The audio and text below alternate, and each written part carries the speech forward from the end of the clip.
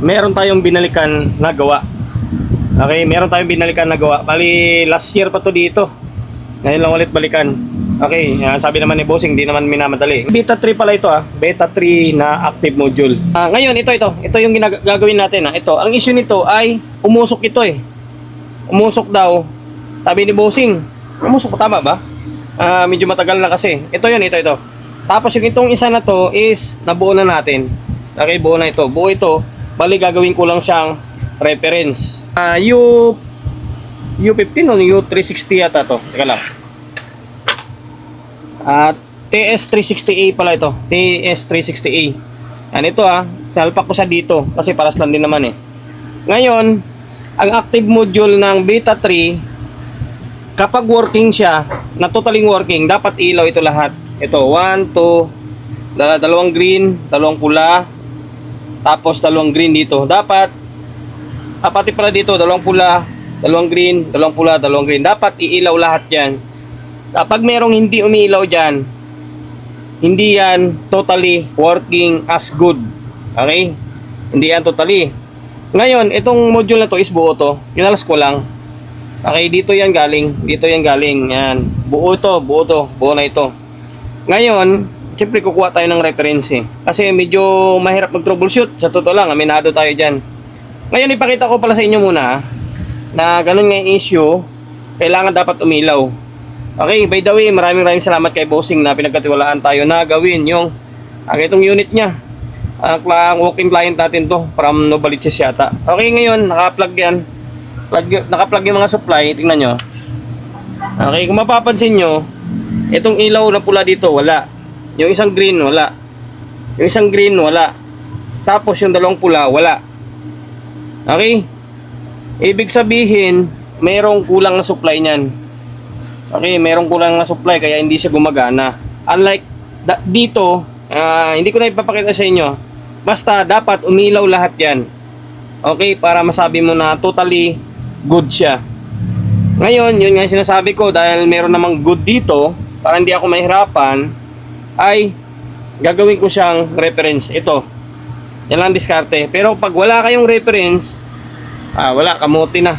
Mahirapan kayo. Talagang mag-iisa-isa talaga kayo suyod. Although kahit may reference naman, minsan mahirap pa rin. Kailangan ng tiyaga at diskarte pa rin naman. Okay? Abangan nyo kung ano magiging problema nito. Sana mahanap ko. Ngayon troubleshoot tayo ng voltahe. Okay? Kailangan may masukat tayo na 15 dito sa may 4558 na to. Yan, 4558 ba to? 5530 to. Ano ito? 4560 yata. 4558. Okay? OP amp niya. Kailangan may masukat tayong 15 dyan. Kung wala, meaning kulang ng voltahe. Okay? Ngayon, on natin. Wala talaga siya.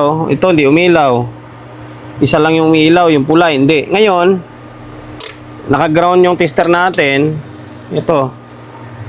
Test natin ng 50. Okay? Ngayon, ito yung positive. Positive to dito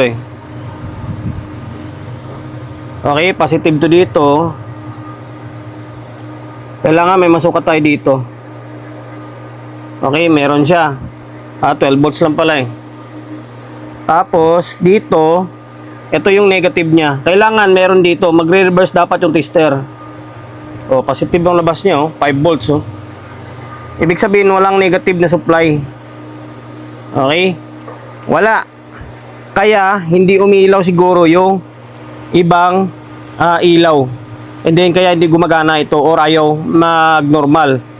Ngayon, suyurin natin yan kung bakit wala siyang voltahe. Saan galing yung linya ng negative na yan. Okay? Ito yan. Kaya dito pa rin to kasi kinukuhanan ko siya ng idea Ngayon, tabi na muna natin yan. Tapos, sundan natin. Okay? Sundan natin kung saan papunta yung linya na yon. Okay? 100 natin. Ayun, ikutin natin to. Ito na yung 4558 ito. Paa niya. Ito yung positive. Ito yung negative. Okay? Ngayon, kung susundan mo yan, papunta siya dito. umakyat siya dito. Ano yan? Resistor. Okay, resistor. Tapos diretso siya dito, dumiretso dito, tapos ito. Ano naman yan? Resistor na naman. Okay, resistor ulit. Punta dito. Ay, hindi, ito ba? Ito. Kasi diretso yan dito, oh. Diretso yan, papunta dito, palabas. Papunta sa may tone control or sa may input buffer. Ngayon, balik tayo. Siyempre, pabalik tayo eh. Balik tayo, sundan natin kung saan pupunta yung supply na to. Ito, tumawid siya dito. Punta siya dito. Ngayon, diretso dito. Okay, meron siyang transistor na pinuntahan. Okay, transistor to. Tapos, papunta dito. Okay, papunta dapat yan sa may supply na negative. Ngayon, check natin to kung normal or sira yung transistor na to. Value niyan ay, natin kung anong value niyan. Kita kaya?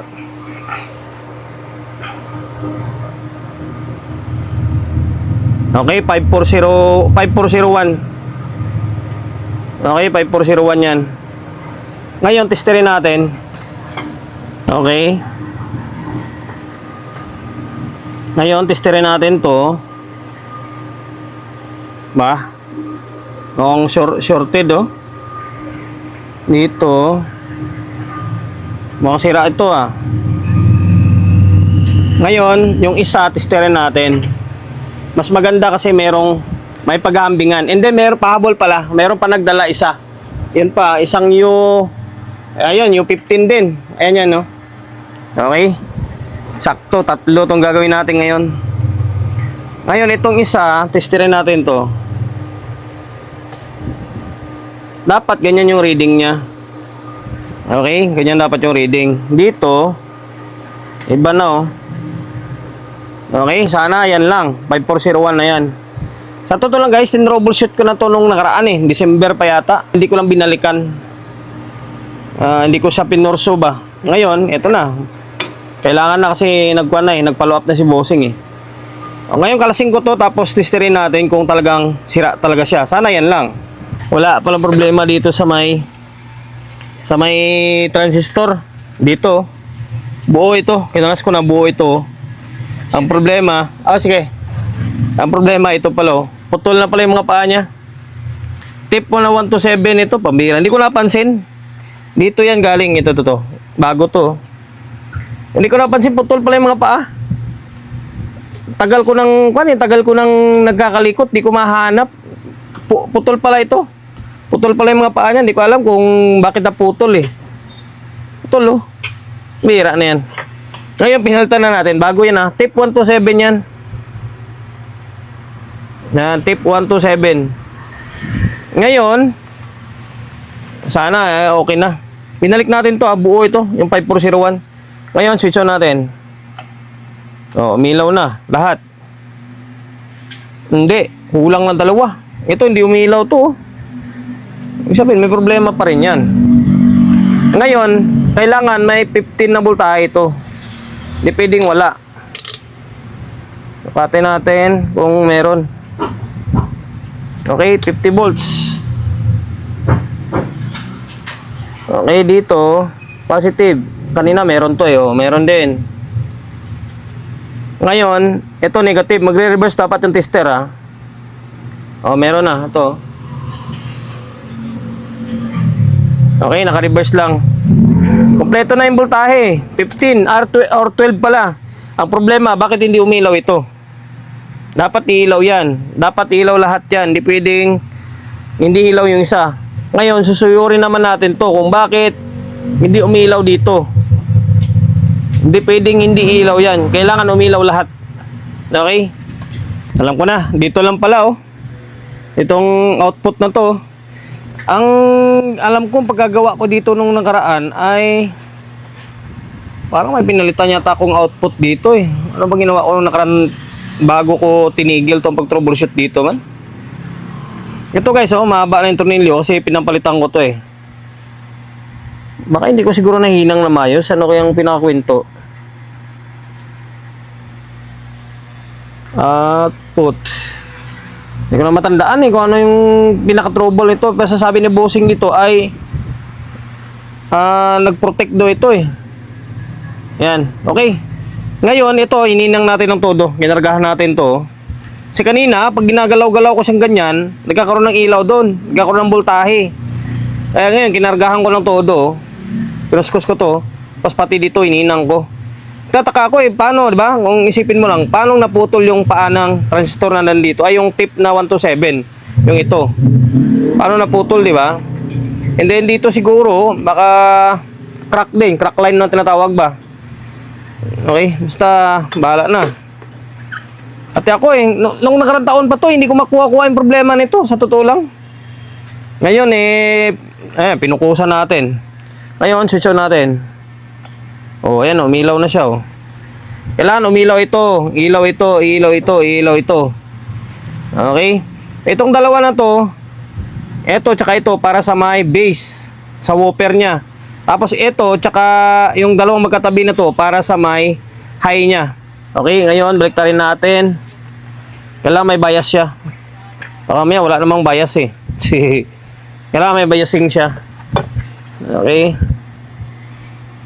Sa totoo lang guys, medyo kabisado ko na rin yung kuha na to, yung beta 3. Pero may time talaga na mangangamuti ka.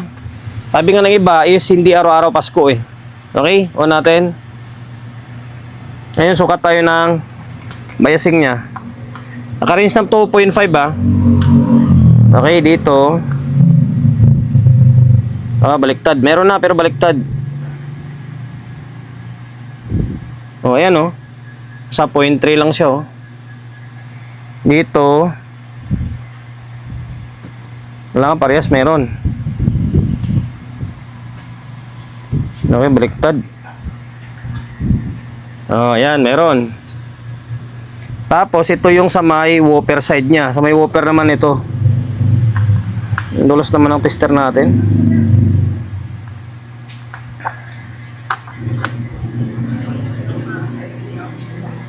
Baliktad naman lagi. Ayan, nasa 0.3 lang din Okay, tapos dito alam, pantay. Hindi pwedeng hindi pantay yung bias niya. Baliktad na naman. Okay, parehas lang. Ngayon, sa may DC out. Tingnan natin kung may DC ito. Okay, lagay natin dito. Op.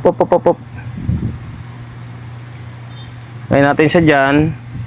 Tapos, saan na yung terminal ng kwan? Okay, wala na. Okay, wala naman. Tapos, ito. Okay, wala rin. Meaning, pwede na to. Pwede na yung laban to.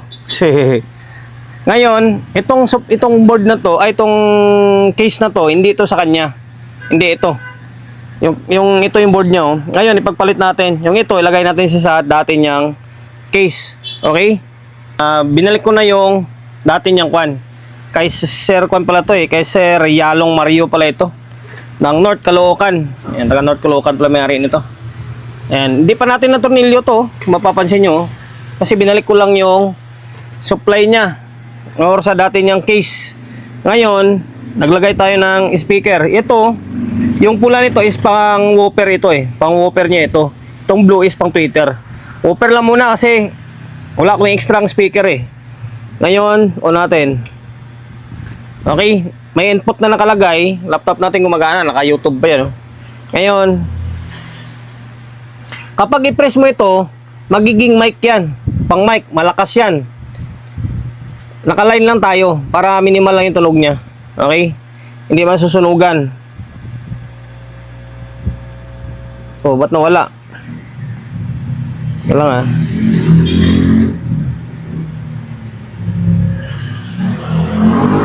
lulok ko yata yung input natin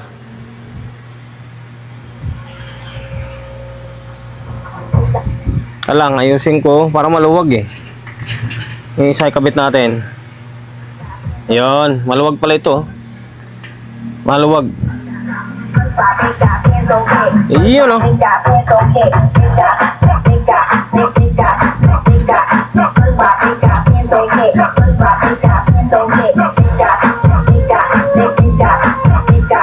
Okay. Working na yung linya na to. Ngayon, ilipat natin sa kulay blue. Yung kulay blue naman. Okay, bali, ito na. Nailipat na natin. Nasa kulay blue na. Yan, ngayon, on natin.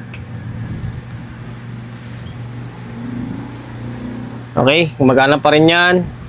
Volume natin. Ayan, high kasi ito. Magiging kalansing yung tunog niya lang. Ayan, o.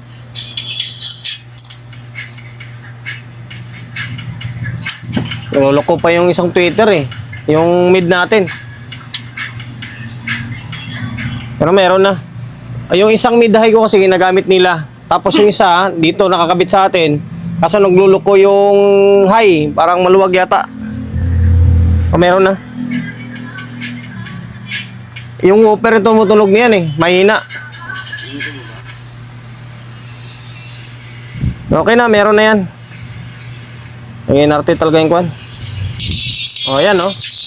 Balik na naman siya o. Ba?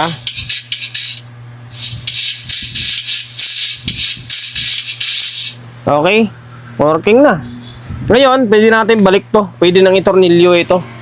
Tornilyo ko muna bago tayo mag-outro. Natornilyo na natin to. Ito yung sabi ko kaninang dumagdag pa oh. Okay. Ayan. Ito pa yung dumagdag. Although gawa naman natin tong isa, ibabalik na lang din naman yung pinaka-board dyan. Kasi nga ginawa natin reference yan. Tapos ito, gagawin natin ulit. Okay, nakatornilyo na to. Hindi natin titesting yan. Working na eh. Hindi sana nakapagbigay idea ako sa inyo ah. Medyo hindi man ganun kaganda yung paliwanag ko sa inyo. Basta may mga vlog ako rito. Dami ko na nagawang ganitong beta 3. Sundan nyo na lang kung medyo nalamyaan kayo sa pagpaliwanag ko rito. Kasi kahit ako, hirap na hirap din ako dito. Akalain mo nakarang taon pa to ah. Ngayon ko lang binalikan. Pinaprocess na ni bossing sa atin. Hindi ko na ma-recall yung mga pinagagawa ko nung una dito eh. Dahil nakapagbigay ako idea sa inyo at hindi ka pa rin nakapag-subscribe. Okay? Paki-subscribe ng YouTube channel natin ha. Pindutin mo yung bell button sa gilid. Select mo yung all. Ayan, kapag napindot mo na yan, manonotified ka kapag meron tayong bagong upload na video. Nag-upload tayo ng video, isang beses, dalawang beses kada araw. Okay? God bless and then peace atin lahat.